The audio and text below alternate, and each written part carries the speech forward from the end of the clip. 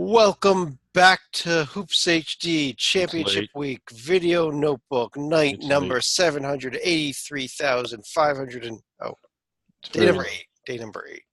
Very late. David, come on, this is early. We're going to be later than this as the week goes on. Oh, I know.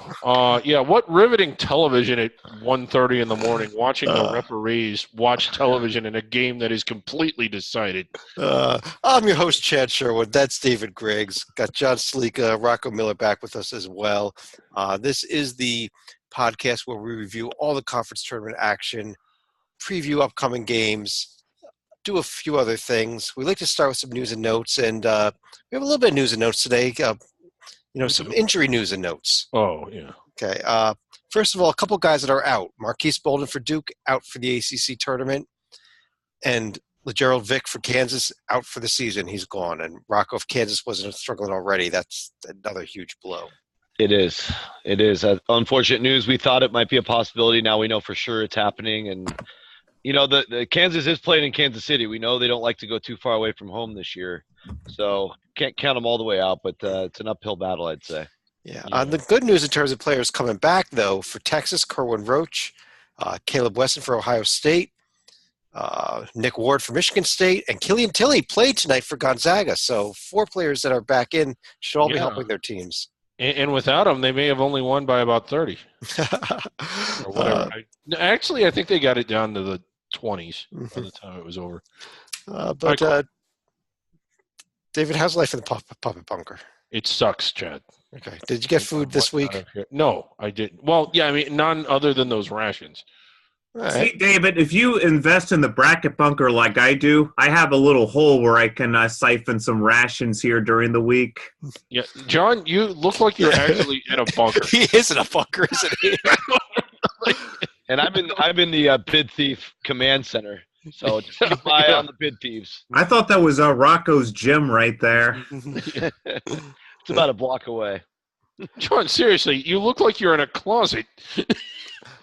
I'll tell you what. Let's get ready to the brackets, and let's start with the number one most important game that was played today. And of course, I am talking about the final game for the Savannah State Tigers ever in the MAAC tournament, at least at the D1 level.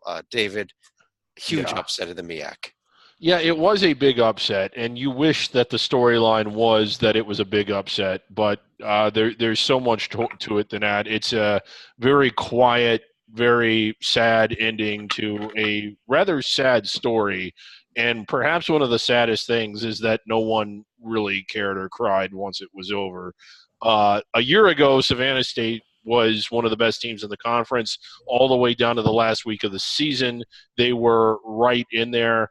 This was despite the beginning of that athletic year, learning that they were going down to Division II for bogus reasons, and I think that we all know about that. We won't. We might discuss that more a little bit later, but I know we got to get moving tonight, and it's done. That's it. They had a pretty good season considering all of the personnel and support staff and administrators that left and what they had for a team. It's amazing they were able to even finish 6th, but it's over now. They are not Division I anymore, and that's really unfair. Yeah, upset to a Delaware State team that was one of the worst teams in the entire nation. But getting back to the actual games, though, Rocco, we do have the other 2 first-round games coming up here Tuesday. Maryland Eastern Shore against South Carolina State and Coppin State against Morgan State. Is there anything to look forward to in either of these games, other than maybe Morgan State's head coach there? I honestly think Maryland Eastern Shore actually finished on a high note. I think they got a home win to wrap up the year, and there hasn't been a lot of high notes for them throughout the year. And then Coppin State, of course, is coached by Juan Dixon, so that's always intriguing to see how his team will come out. But yeah, I don't see the winners of those moving on past the quarters. Yeah, it's still hard for me to imagine Coppin State without Fang Mitchell on the bench, though. Yeah. A legend, a true legend. You're right. Yeah, he is. I think Delaware State's going to win it all. It's the MAAC, of course. Why not? Yeah. I'm kind of more I think about it, I'm kind of leaning towards that Bethune-Cookman team getting their first ever bid. They've been pretty good the last few years, and why not? They have. Why not? Yeah. Let's move on to some bids that were handed out tonight. And in the Maybe. There it is. In the Southern Conference, the championship game, Stalika, we were talking about was this going to be a multi-bid conference or not? Well, Wofford, Greensboro gave them a game for most of the game, but at the end they put it together something like a 25-2 run and just rolled it. It was 35 minutes that UNC Greensboro was able to hang into the game, and just as I was leaving work tonight, I'm thinking, we may actually have a decent shot at the two-bid SoCon, and sure enough, Wofford actually blows the game open, and it's a deceptively big 12-point victory for Wofford, but this is not going to be a moral victory for Greensboro. I can say that much. I think the score at one point was 55-49 Greensboro, and then Wofford just 21-3 run. Yeah, and again, now Rocco, here's the question: any shot now, realistic shot for Greensboro or Furman in the at-large consideration, or is it just a little bit not quite enough? I think it's probably not quite enough. If anything, I actually think Greensboro's just got a slightly better hope because they were able to not take any of the bad losses. They got 14 wins away from Greensboro. That really stands out compared to the rest of the bubble. They also have a winning record against top 3 quadrants. So there are some bracketologists out there, very respected bracketologists that have. Sorry, that was the wrong screen. I apologize. Go ahead. No problem. But I was just saying, there's some respected bracketologists that had them in today. I had them just the second team out. I think they'll stay in the conversation very late in the deliberations, but ultimately I think they do fall short, sadly. Mm-hmm. David, one other championship game that was not even as exciting as this one was, it was actually a complete snoozer in the Metro Atlantic. Yeah, this was all the way. Well, the opening round was amazing. Quarterfinals pretty good, not as good as the opening round. Semifinals were okay, and the championship game was lousy. Like, this was completely backwards from what you would hope for in most tournaments that sort of build as it goes on. Iona, I think, was up 20 points at the tip and just never looked back. But congratulations, Tim Cluse, 4 consecutive NCAA tournaments now with this Iona team. And I think he's 12. Well, yeah, he's won the last 12 tournament games. So yeah, and it seems like every year he beats like the 9, the 5, and the 6. So he did it again. True. Maybe not in that order though. Every year, but not the 9, the 5, and the 6. It usually starts with the 5, right? Yeah, it usually starts with the 5. The 9 comes after there's an upset in the quarterfinals. But Iona, congratulations in the NCAA tournament. Wofford is locked in as well. That was it for the championships. Let's take a look at some of the other conference tournament action. And Stalika, you're our Ohio guy, so. It was first round day in the Mid-American Conference, a conference that has given us some great games, great rivalries. We had 4 games today. I was so excited, and what the hell happened? Yeah, the game I thought was going to be a pick'em certainly did not start out that way, with Akron blowing out to a 20-point lead early on. Central Michigan, as I thought, they were playing like one of the hottest teams, and former Xavier player Larry Austin Jr. led the way for the Chippewas in that one, but Ball State, not OU, was the team that actually got the seeding upset here.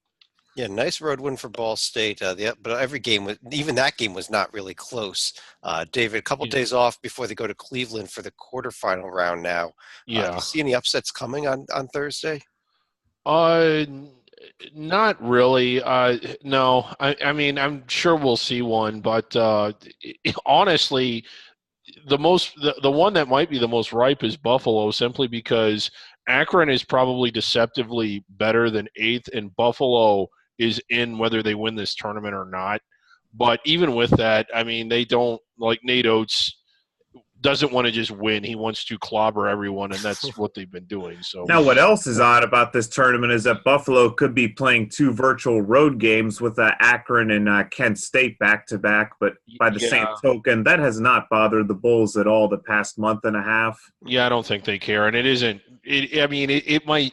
The atmosphere might be against them a little bit, but it's not the same as going to a campus arena. And it's not that far from Buffalo to Cleveland. I think they'll get people there for.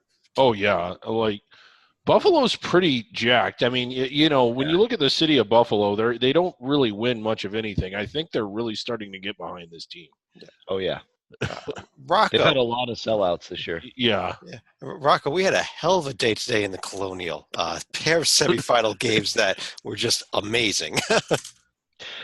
Yeah, well, it looked like Hofstra was in fairly good shape, and then Delaware, came out of nowhere and came back, and Hofstra had to hang on in that last minute. That was a heck of a finish. Overtime. Was that the overtime game? Yep. Yeah, it was overtime. You're right. Yeah. So I mean, that was a crazy game. We saw round 3 between Northeastern and College of Charleston. Of course, I was at round 1, which was the only blowout. This one was another classic. The last time they were down in Charleston, it went to overtime. So Northeastern, kudos to them for pulling it out. I think they have a really well-balanced team, basically winning a road game, even though they're on the other side of Charleston and in that arena. But we got ourselves set up for a classic, and I actually think the 2 seed will be favored in Vegas. I like the 2 seed. I think Northeastern wins this game. And we may not have as good of a game tomorrow as we've had. Hofstra just hasn't looked good this whole tournament. They've picked up 2 wins against teams that they should have rolled. Yeah. I'm excited for this game tomorrow. It's a great setup, and it's going to be played in front of about 50 people. You just kind of hate that they can't figure out a better way to structure this. Really? So a team from Long Island versus a team from Boston in Charleston, South Carolina. You don't think there's going to be a big fan turnout, David? No, I checked.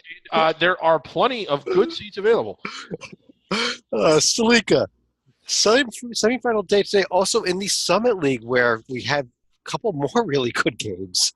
I think one of the more statistical oddities would be if you told me earlier tonight that Omaha would hit a 3-point shot to go ahead 61-60 with a 3:21 left and not score the rest of the way. I would have thought, Fort Wayne is going to be on the doorstep for their first NCAA tournament bid, but they never got over the hump either. They did not score the last 3:40 of that game. Yeah, it was one of the most exciting 3 minutes where no points were scored in the history of college basketball. I mean, it was just we saw a jump ball because the ball got wedged between the rim and the backboard. It would have been neat to see John Conchar in the NCAA tournament, Rocco, especially since we weren't going to get Mike down. Now we're not going to get him either. But, Omaha, North Dakota State tomorrow. What do you think? Well, Omaha has a really good player as well. Zach Jackson's had a great year. But they're a little bit more balanced from a scoring standpoint. I'm with you there. Omaha, they've been on fire. Just looking at their overall results, it looks like they've won either 9 of their last 10 or 10 of their last 11. And the 2 times they met North Dakota State, they beat them handily. Of course, North Dakota State, like we actually talked about these 2 teams during the first preview, being about equal distance to Sioux Falls. But like we've all agreed on, North Dakota State should have a bigger fan turnout. But it sounds to me like Omaha's just a higher class basketball team. I expect them to win. Yeah, I was actually surprised that Western Illinois gave North Dakota State such a tough game today. But right, and this is how you grow your fan base. Omaha hasn't been in Division I very long. The most recent example, and it is kind of an extreme one, Northern Kentucky was Stalika can attest to this, what it was like going before they made that first tournament and what it's like going now.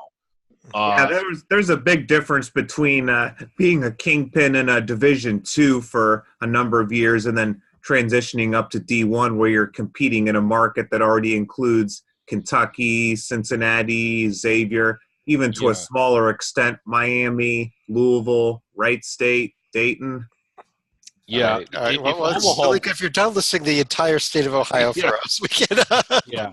But if Omaha wins this game, I think people are going to start to get really interested, and it's going to do a lot for their program. Well, I'll tell you what, Stalika, you talk about Northern Kentucky. Let's talk about them on the court tonight in the Horizon League in probably the finish of the night and with a lot of good games. But how about Drew McDonald's 3-pointer with a second and a half left to steal a game over against Oakland? Well, the narrative before that was it looked like Northern Kentucky was going to choke the game away after fouling Oakland with under 10 seconds remaining. They foul, I think it was Cumberland for Oakland, who's one of the best foul shooters in the game, and he puts the Grizzlies up by 2. And it seems like our colleague Zach was the only one not celebrating Drew McDonald's cold-blooded 3-point shot with under 2 seconds remaining. Yeah, knocking Greg Campy out. Amazingly, he's never made a Horizon League tournament final. His last conference tournament final surprised me. It was back when he was still in the Summit League. But Yeah, they've been very competitive in the Horizon. They've had some really good teams, but I guess just not in the tournament. But yeah, the story of this game, Stalika alluded to it. It was 61-50, I think, at the under 4 timeout, and you're like, okay, they're just going to kind of cruise to it.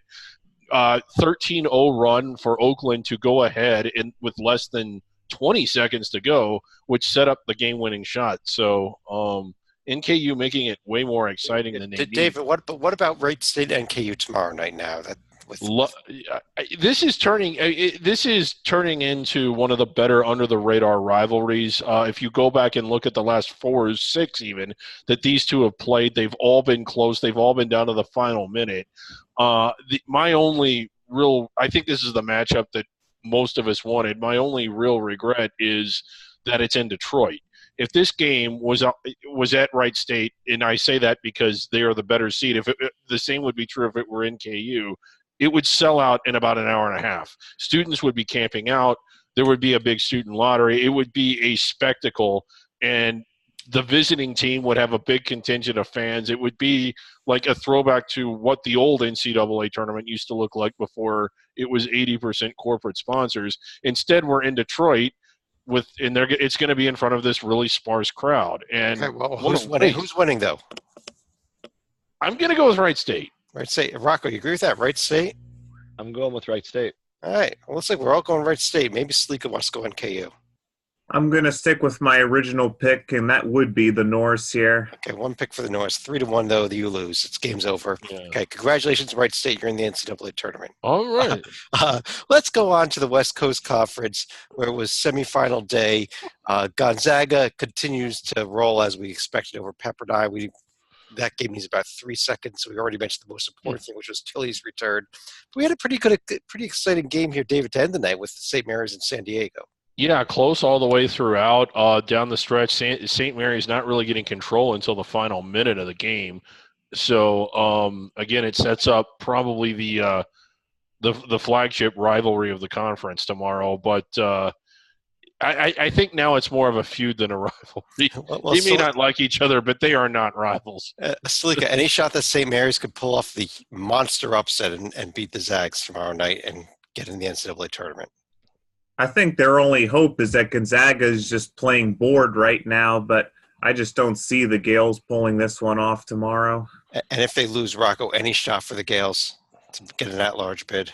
Not in my book, no. Not in my book, yeah. Well, if Gonzaga misses the bus and shows up in the second half, they'll still win by Yeah, they're going to complete their season of double-digit 12-point or more wins against the West Coast. That they've won every game, including the first conference tournament game, by at least 12 points. Should happen again tomorrow, I think. But that will, luckily, though, for us, after we discuss this tomorrow night, and having to look at this 7-layer burrito where we call it a West Coast Conference tournament. So thankfully, we won't have to look like anything like that anymore.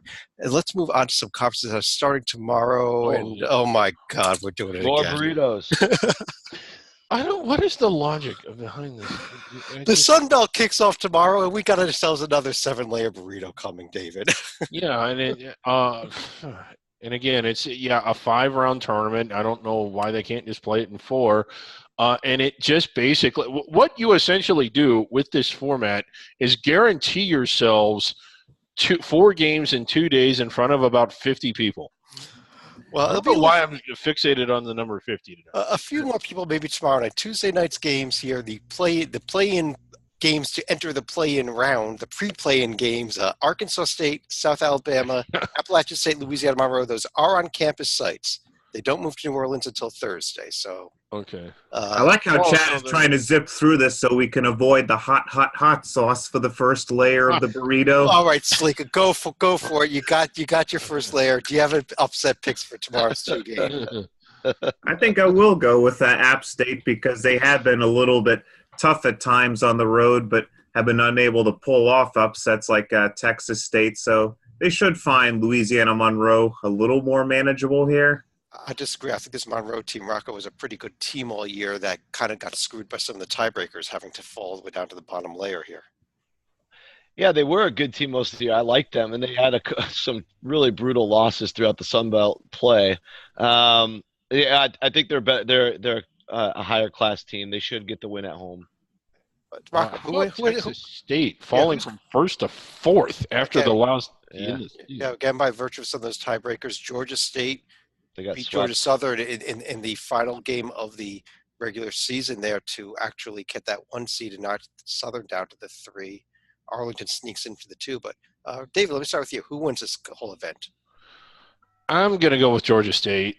They're going to have a hell of a battle in that semifinal game, assuming the chalk holds, though, because that Georgia State-Texas State game was fun when they played during the regular season. But I think Georgia State gets it done. Rocco? And who knows, maybe they'll play Kentucky and improve to, or LSU, and improve to 3-0 in the SEC. Rocco. I have an inkling to pick the Cajuns, but they have to get through too many layers of the burrito to do it. Mm-hmm. So I am gonna agree with David on Georgia State. Slika. I know I've picked them in the past and probably got burned for it, but I think Texas Arlington can actually pull off a pair of wins and make the NCAA tournament that they weren't able to do under Brian Cross for whatever reason. Well, I think that is the easier side of the bracket there too. I mean, I think you've got 3 teams in Louisiana, Texas State, and Georgia State all in the top half. So I do agree with you there. But I'm going to go Georgia State. I think they get by that semifinal and then win the championship there on Sunday. We need Ron Hunter back in the tournament too. Yeah, we do. A couple other conferences starting play. It is quarterfinal round day in the Southwestern Athletic Conference. Quarterfinals on campus sites before they move to Birmingham. You have to go to some school sites for streaming, but there is streaming video for all these games. David, Alcorn at Prairie View, Arkansas Pine Bluff at Grambling, Southern at Texas Southern, Alabama State at Jackson State. Just a quick note, Southern won at Texas Southern in the regular season finale, so a rematch there. Yeah, which is interesting because they didn't win much else other than that. Right. But Texas Southern probably, I mean, they certainly top out the highest when you look at what they did out of conference, but Prairie View by far the more dominant team all throughout conference play. The winner is not getting above the 16 line. And if it's anybody other than Texas Southern, it's probably in Dayton. I think even Texas Southern's enough. Yeah. Yeah.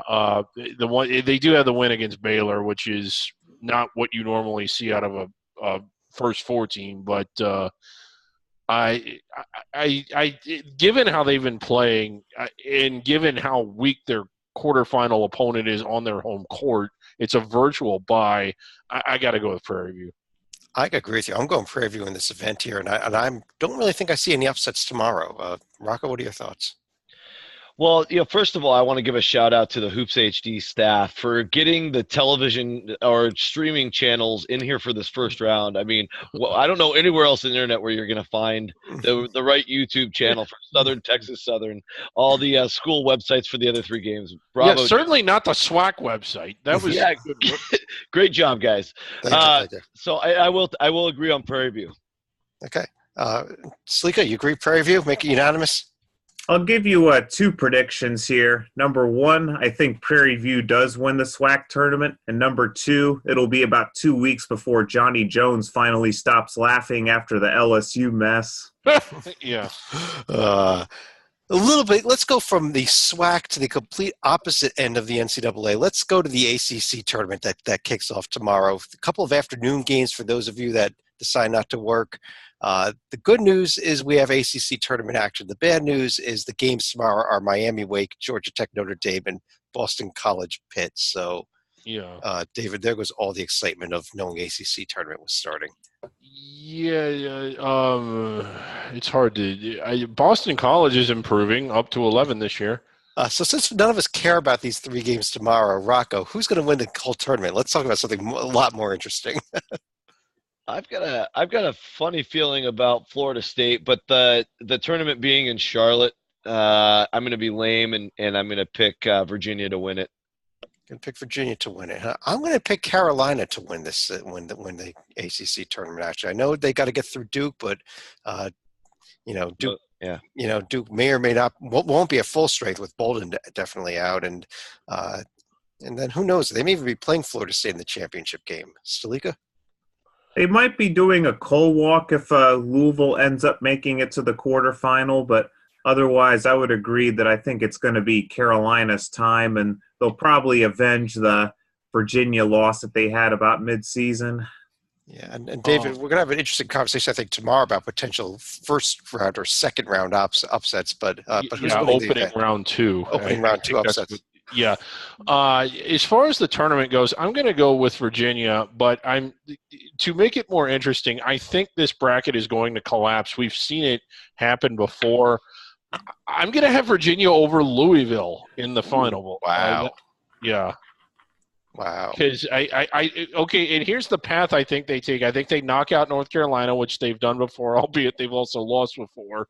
And I think they beat Syracuse in the semis. So you're thinking Duke goes down. You think Carolina and Duke both go down in the quarterfinals. That's a hell of a pick. Yeah. Well, I mean, Duke not at full strength, and Syracuse has beaten them twice. So. Let's go to two other conferences in action tomorrow that already started previously are back in action. It is the semifinal night in the America East. Normally, I get real excited about these semifinals, but Rocco, I'm kind of not that excited because I think they're both going to be blowouts. Yeah.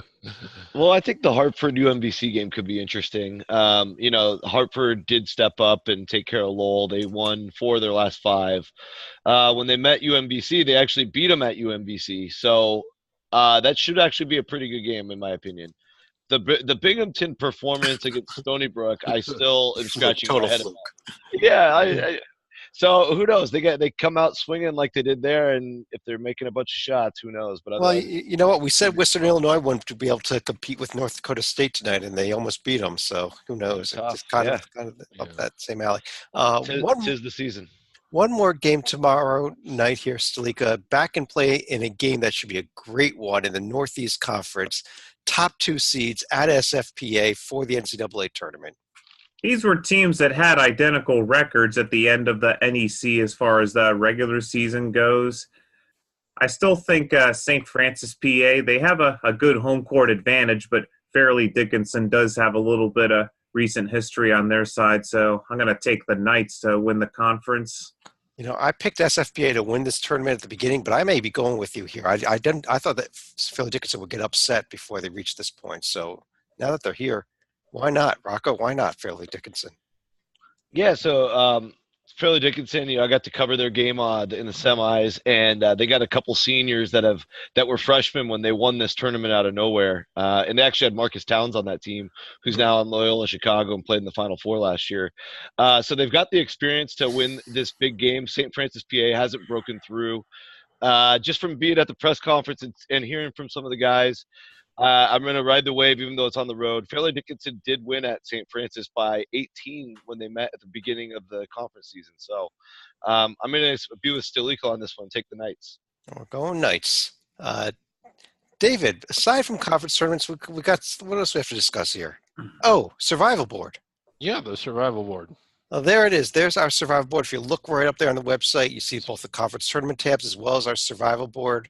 And if you look at this is a tool that we created for the NCAA Tournament Selection Committee, correct?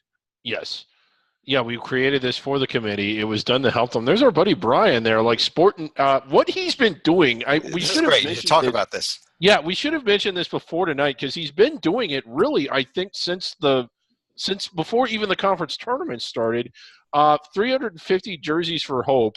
He's trying to get jerseys from all the schools, and as they get knocked off the survival board, he's been taking the selfies and tweeting them out. So good job. And this is for charity, by the way. It's to raise money to raise awareness for epilepsy. Yes, epilepsy. Yeah. So we've been retweeting them. So yeah, great job by Brian. So big shout out to him. Good friend of the show here too. And but if we look at the survival board here going into the day, for example, though, we saw that let's say, for example, what conferences we're playing today. I don't remember. The Colonial, there were 4 teams alive, but they were all in normal type. So those teams can only get in through an automatic bid. We basically have 4 categories here. The auto bids, which are bold in all caps. Like Gardner Webb right there. Yeah. The locks, which are just the bold teams. That means that even if they lose their next tournament game they're in, those that are in italics need to be considered, and those that are in normal type, they need to win the auto bids or they're out. So Yeah. And if you see up here, heading into the night tonight, we had 239 teams alive, and 34 out of 68. Look at this number here. 34 teams were either locked in or had clinched a automatic bid. That means that there are only 34 teams spots left in the field to even be determined the rest of the way. 239 teams total. But as a result of tonight's games, down to 226, and 35 bids have been now clinched. Right, yeah. Wow.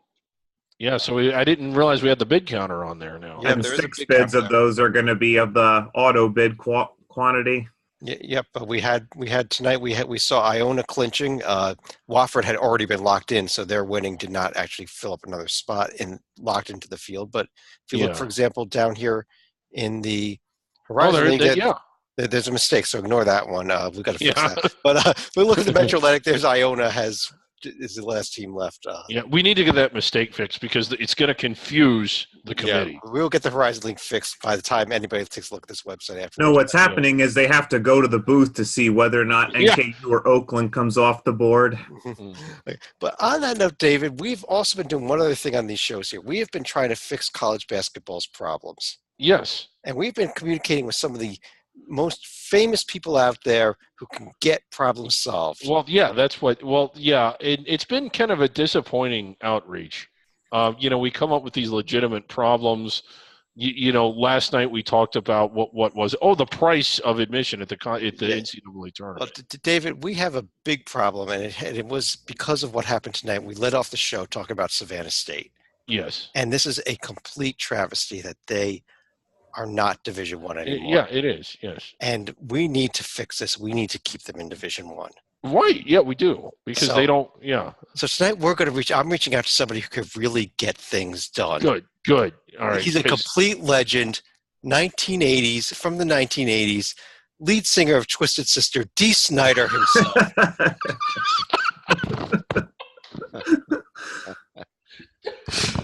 Wait a minute, Chad. Chad, you're tweeting to Dee Snider. Yes. Hi, Dee Snider. What would you like Dee Snider to do? Reasons that make no logical sense. Savannah State is dropping its athletics programs down to Division II. This is a complete travesty. Can you please stop this from happening? Thank you. We're not going to take it anymore. Right.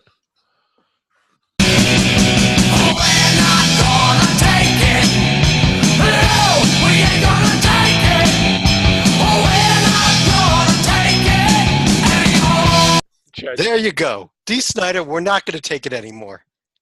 Chad, I seriously doubt Dee Snider's going to do anything. He can fix everything. He's not going to take it. He's not going to take Savannah State moving down.